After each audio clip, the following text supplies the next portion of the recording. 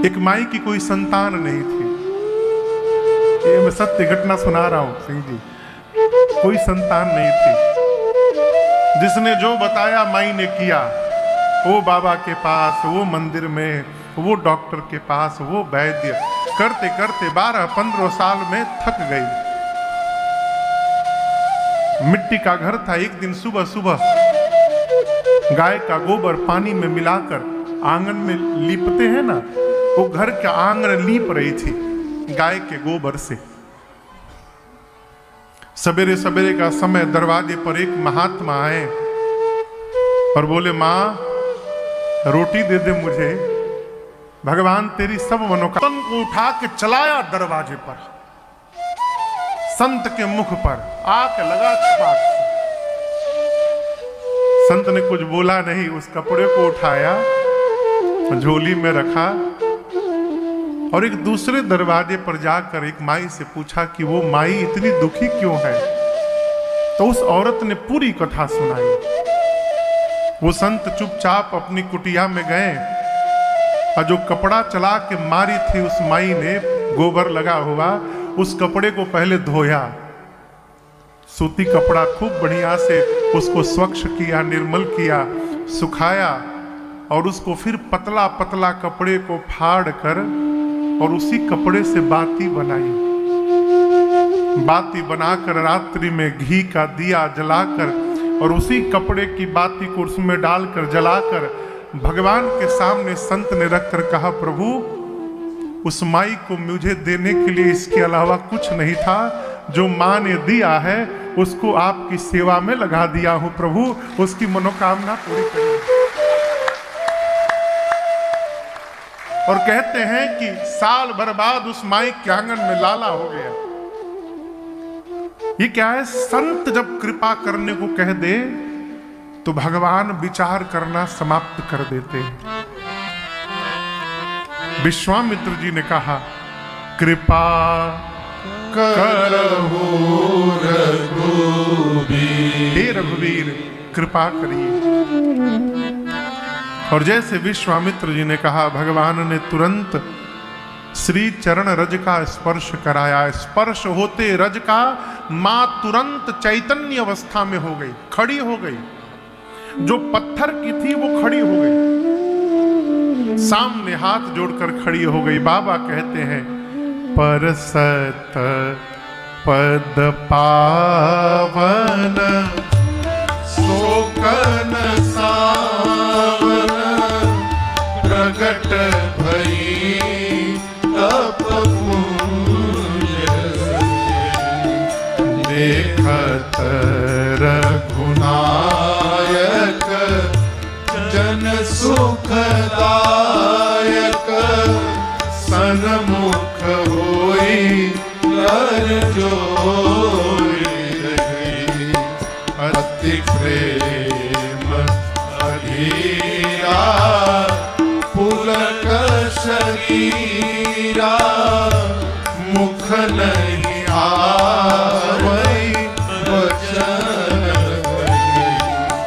अतिशय बड़ भागी चरण हिलागी जुगल नयन जलधार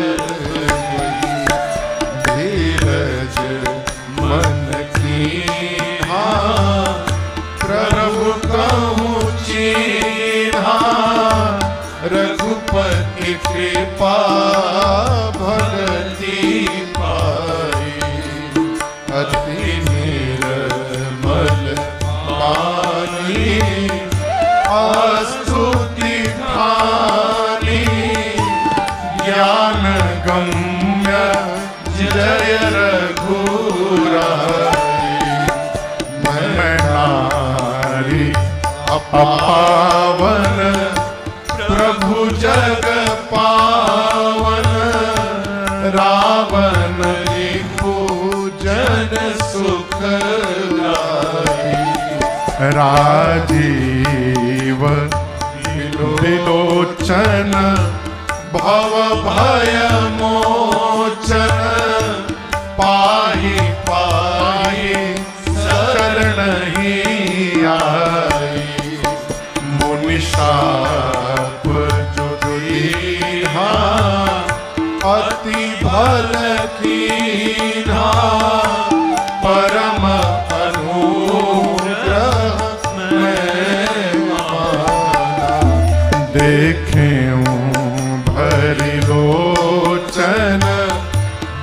हरि भव मोचन इह लाभ शंकर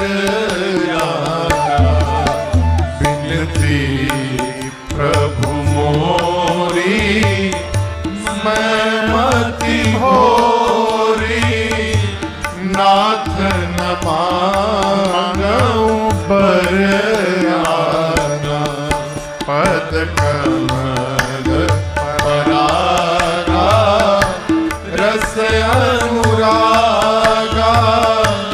मम मन मधुर करे पाना जेहि पद सुर सरिता परम पुनीता प्रगट भई शिव शीस सोई पद पंकज जेहि पूजत अज मम शिर धरेऊं कृपाल एहि भांति सिधारी गौतम नारी एहि भांति सिधारी गौतम नारी बार बार हरि चरण जोवती मन भावा सो बर पावा गणपति लोग आनंद जोवती मन भावा सो बर पावा गणपति लोग जोवती मन भावा सो बर पावा। भगवान ने जैसे चरण रज का स्पर्श कराया, मां अहिल्या खड़ी हो गई। गोस्वामी जी कहते हैं, देखत रघुनायक अति सुखदायक जन सुखदायक सन्मुख हुई कर जोरी रे। मां अहिल्या हाथ जोड़कर खड़ी हो गई। इतना प्रेम उत्पन्न हुआ, प्रकट हुआ, शरीर का एक एक रोम पुलकित हुआ, कंठ अवरुद्ध हुआ, नेत्र से अश्रुपात हुआ और व्याकुल होकर मां भगवान के चरणों में प्रणिपात हो गई। प्रवाह ऊपर की ओर बढ़ता है। पहले रोंगटे खड़े भये और ऊपर बढ़ा, कंठ अवरुद्ध हुआ और ऊपर बढ़ा, नेत्र से झरझर अश्रुपात हुआ और ऊपर बढ़ा, मस्तिष्क काम करना बंद कर दिया और मां भगवान के चरणों में लौट गई, प्रणिपात हो गई। रघुनाथ जी ने उठाया मां को।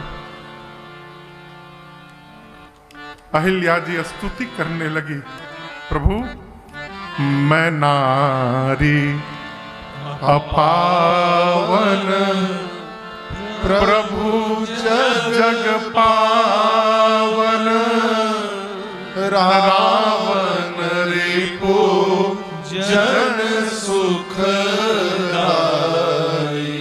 हे कमल के पुष्प के समान नेत्र वाले, राजीव बिलोचन प्रभु हैं आप, भव भय मोचन।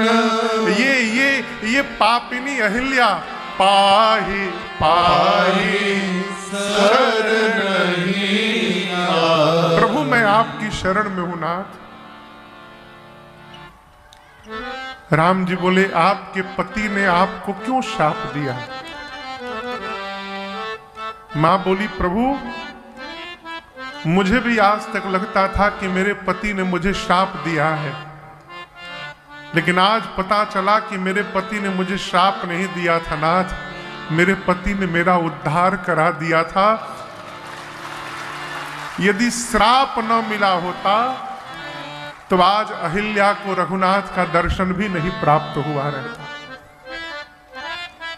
कार्य को बाद में देखिएगा, कोई भी कार्य शुभ है कि अशुभ है ये कार्य से पता नहीं चलता, कार्य के परिणाम से पता चलता। कोई भी कार्य शुभ है कि अशुभ है उसका परिणाम बताता है। अहिल्या जी कहती, प्रभु जिस श्राप ने आपका दर्शन करा दिया वो श्राप नहीं था, वो मेरे लिए वरदान बन गया। प्रभु मेरे पति ने मेरा कल्याण करा दिया। एक विनती और है मेरी, विनती प्रभु मोरी मति भोरी, नाथ न मांगूं वरदान। मुझे मांगने का ढंग नहीं आता, मैं मति से मंद हूं, लेकिन एक बात मुझे आज आपसे कहनी है। मैंने सुना है और आज देखा भी है, आपके चरण कमल के पुष्प के समान है नाथ। नवकंज लोचन कंज मुख कर कंज पद कंजारूढ़म। यदि आपके चरण कमल के पुष्प हैं प्रभु, तो आज के बाद आप इस अहिल्या के मन को भंवरा बना दीजिए।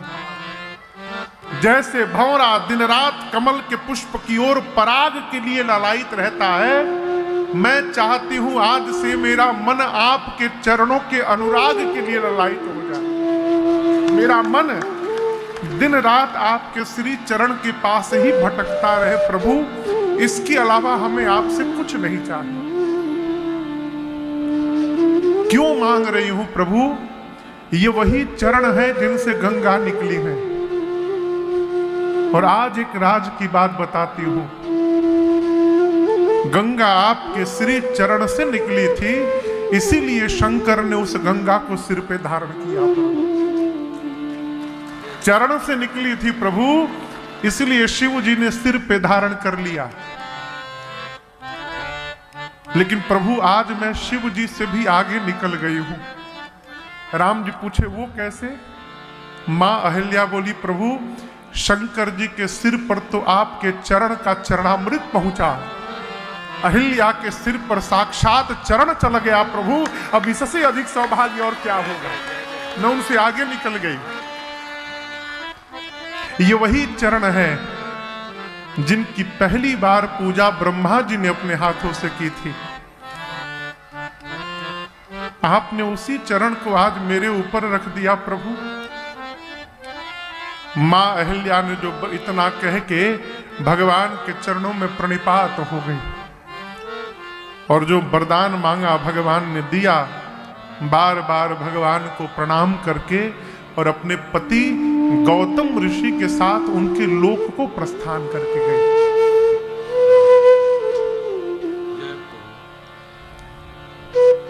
यहां पूज्यपाद श्री गोस्वामी तुलसीदास जी महाराज अपना निर्णय सुनाते हैं।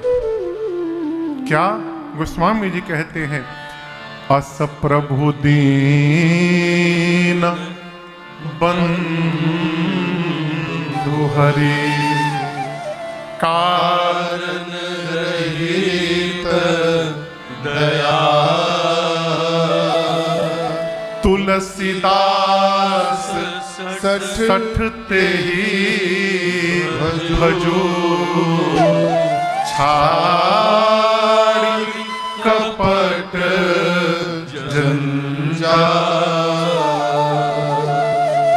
पूज्यपाद गोस्वामी तुलसीदास जी कहते हैं, अस प्रभु, अस यानी कस कैसा, तो आगे कहते हैं दीन बंधु हरि, भगवान दीनों के बंधु हैं। भगवान नाथों के नाथ नहीं है, भगवान अनाथों के नाथ है। इनका परिचय है दीन बंधु हरि। विशेषता क्या है? कारण रहित दया है। जो अपने को अनाथ मान लिया भगवान उसके लिए दौड़ पड़ते। सुतीक्ष्ण जी महाराज कहते हैं, क्या कहते हैं? एक बानी, बानी यानी भगवान का एक प्रण है।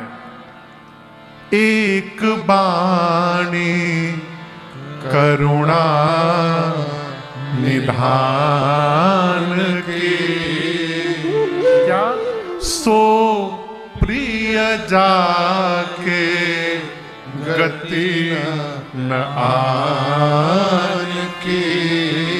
भगवान को प्रिय कौन? जिसका कोई न हो, जो संसार में असहाय है, जो संसार में अनाथ है, वो रघुनाथ जी को पहले प्रियता प्राप्त कर लेता है। सो प्रिय। यहां पूज्यपाद गोस्वामी जी कहते हैं, ऐसे भगवान को छोड़कर हे सठ तुलसी, तू संसार के जंजाल में फंसा है, भगवान का भजन कर। भगवान का भजन कर, क्या होगा? भगवान प्राप्त हो जाएंगे, अवश्य प्राप्त होंगे। करके तो देखिए, यदि मीरा को प्राप्त हो गए तो हमको आपको क्यों नहीं प्राप्त होंगे? मीराबाई किसी सतयुग में नहीं जन्म ली थी, इसी कलिकाल में जन्म ली थी, और उनको भगवान ने स्वयं आकर आलिंगन किया। तुलसीदास सठ ते ही भजू छाड़ कपट जंजाल।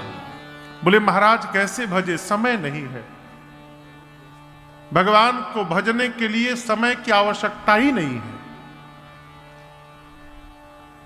आदमी कितना भी बिजी रहे, भोजन का समय निकाल लेता है। बंबई में देखे है, पति मोटरसाइकिल चला रहा है, अब पीछे बैठ के पत्नी निवाला खिला रही है पति को।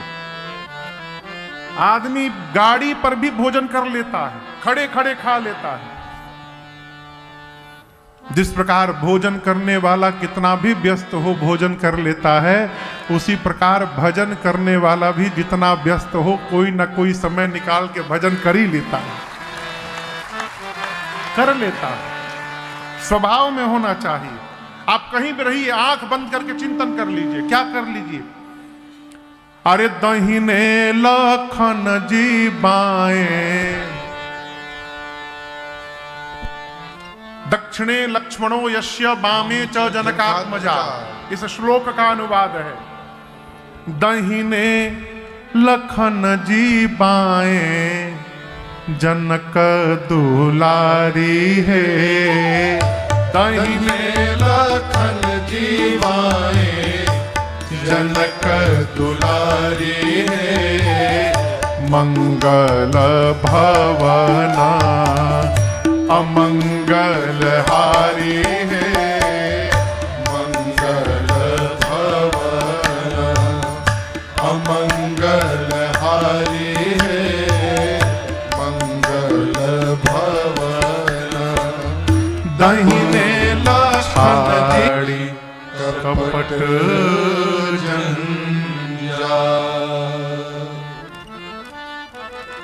प्रभु ने मां अहल्या को गति प्रदान की है। गौतम ऋषि के साथ मां अहल्या उनके लोक को प्रस्थान करके गई। भगवान यहां से आगे बढ़े हैं। थोड़ी दूर चलने के बाद गंगा जी का पावन तट आया। विश्वामित्र जी ने गंगा जी की उत्पत्ति की कथा रघुनाथ जी को सुनाई। अब यहां आप दर्शन करिए। 10 मिनट पहले अहिल्या जी ये कहानी सुना के गई हैं। कितने देर पहले? आधा घंटा मान लीजिए, 1 घंटा मान लीजिए। अभी अभी अहिल्या जी सुना कर गई कि जेहि पद सुर सरिता परम पुनीता प्रगट भई शिव शीस धरी। अभी अभी अहिल्या जी ने राम जी से गंगा जी की उत्पत्ति की कथा सुनाई। राम जी के ही चरणों से गंगा जी प्रकट भई हैं और उन्हीं राम जी को विश्वामित्र जी गंगा जी के प्राकट्य की कथा सुना रहे हैं। ये प्रसंग कहता है, हम कितने भी विद्वान क्यों ना हो जाएं, जब हमारा श्रेष्ठ हमसे कोई बात कहे तो हमको उसी प्रकार सुनना चाहिए जैसे मानिए आज जीवन में पहली बार सुनने को प्राप्त हो रहा है, उतनी निष्ठा से सुनिए। राम जी सुनते गए, पूरी कथा सुना डाली। इसके बाद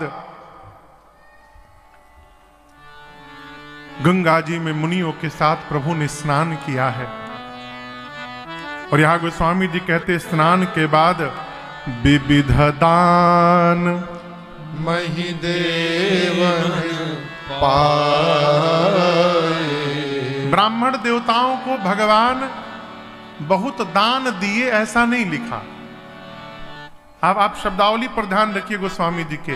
ये गोस्वामी जी नहीं कहते कि राम जी ने दान दिया, क्या कहते हैं ब्राह्मण देवताओं को दान मिला। तो राम जी देंगे नहीं तो मिलेगा कैसे? राम जी दान कहां से देंगे? कहा अयोध्या से खजाना लेके आए हैं। कहा राम जी तो खाली हाथ आए हैं, तो खाली हाथ आए हैं तो दान कैसे दे देंगे? और राम जी दिए नहीं तो इनको मिला कैसे? तो यहां दर्शन करिए, राम जी ने दान दिया नहीं है, दान का संकल्प कर लिया। हम स्नान किए हैं, हम संकल्प करते हैं कि हम आप सबको ये सामग्री देंगे। या तो आप हम पर्ची काट देते हैं आप सबके नाम से और साइन कर देते हैं, आप अयोध्या जाकर ले लीजिए, अथवा जब हम अयोध्या जाएंगे तो आपके एड्रेस पर कोरियर से भिजवा देंगे। सीधी बात, आज की भाषा में कहें, या तो आप जाकर ले लीजिए, नहीं तो हम जाएंगे अयोध्या तो आपको आपका ये सामान भिजवा देंगे। ये क्या है? स्वभाव। देने का स्वभाव रहेगा तो जीव अभाव में भी देगा। देने का स्वभाव रहेगा तो अभाव में भी देता रहेगा। और बिटोरने का स्वभाव रहेगा तो भर पेट भरा है, पेट में जगह ही नहीं खे, ओकरी बादो जौनपुर के मूर्ति दिखाई पड़ते। क्या बात है! अरे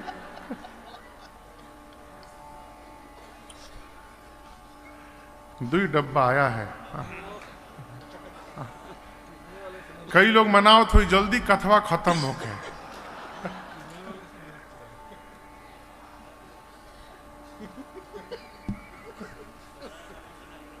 हाँ?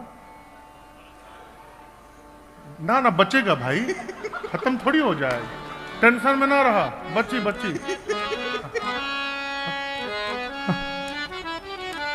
स्वभाव बनाइए, देने का स्वभाव बनाइए।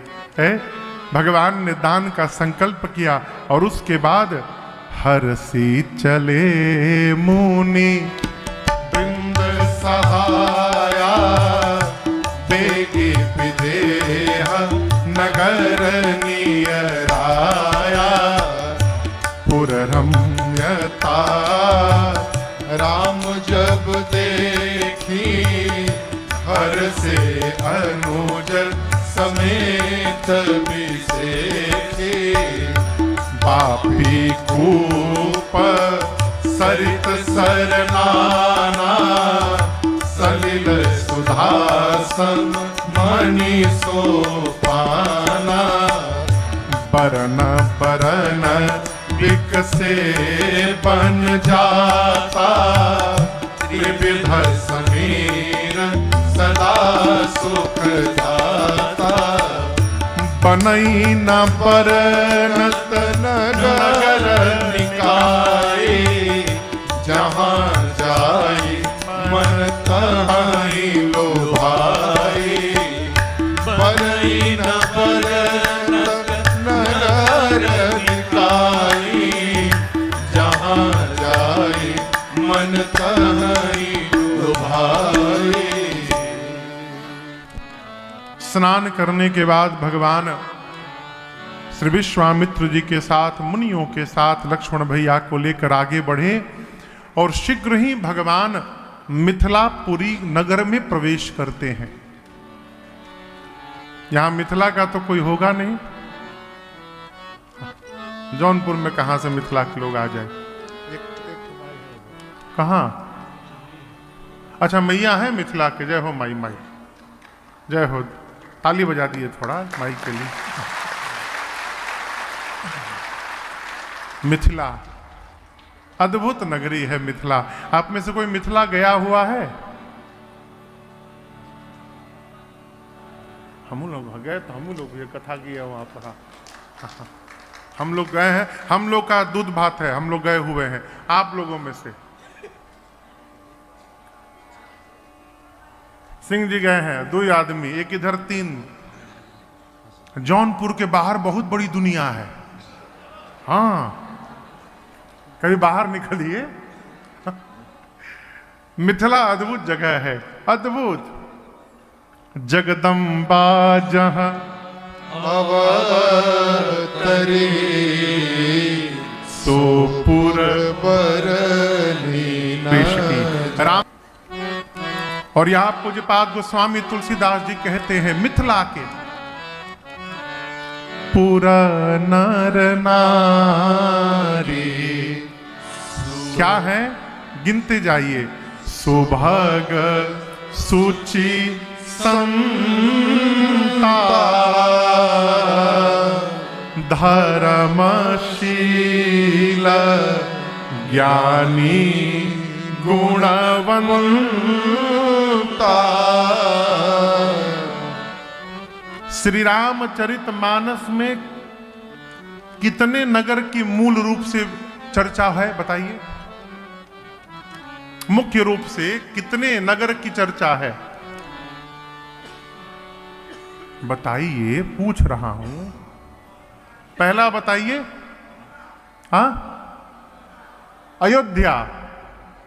दूसरी नगरी मिथिला। तीसरी लंका। 3 नगर। अयोध्या जहां मेरे परमात्मा उतरे हैं, लेकिन अयोध्या में भी सब धर्मात्मा नहीं है, क्षमा करिएगा। वहां भी एक बैठी है, कौन? नाम मंथरा मंदमती चेरी कई के। धर्मात्माओं की नगरी में भी एक अधर्मात्मा बैठी है ना। लंका राक्षसों की नगरी है, लेकिन वहां पर भी एक भगवान के भगत बैठे हैं। तेहि समय विभीषण जागा। और जगने के बाद राम राम बोले। राक्षसों की नगरी भी 100% नहीं है, वहां भी एगो भगवान के भगत है। अयोध्या में भी 100% नहीं, एगो मंथरवा बैठी है वहां पर।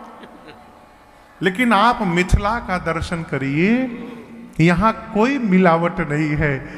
पूज्यपाद गोस्वामी जी कहते हैं कि पूरे नगर में पूरा नर नारी सुभग सुंदर हैं, सूची भीतर बाहर पवित्र हैं, सबके सब संता। पूरी मिथिला संतों की नगरी है।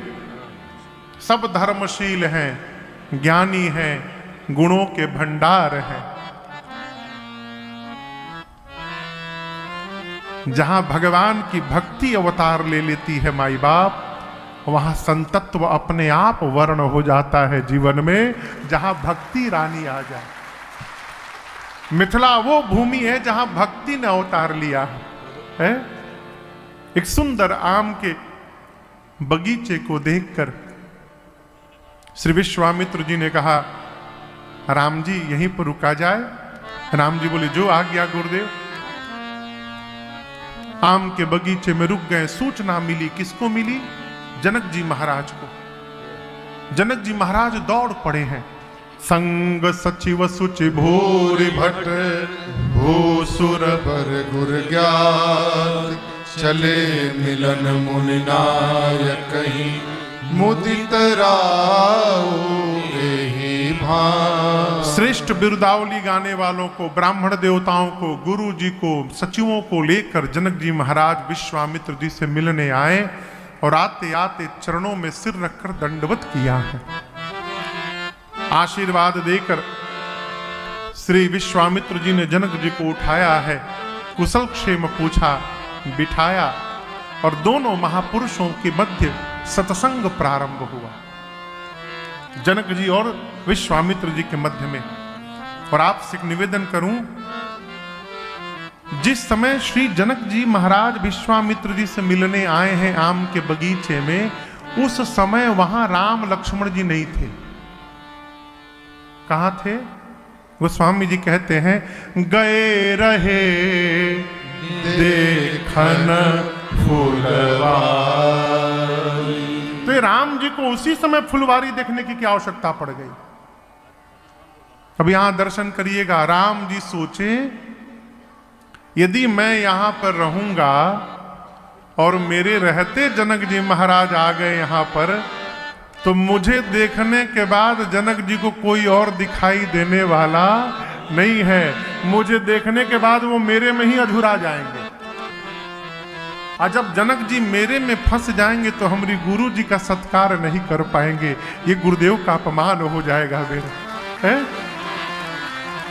राम जी सोचे, यदि हम यहां से निकल जाए तो जनक जी आएंगे तो हमारे गुरु जी का स्वागत सम्मान कर देंगे, और जब ये हो जाएगा तब हम आएंगे।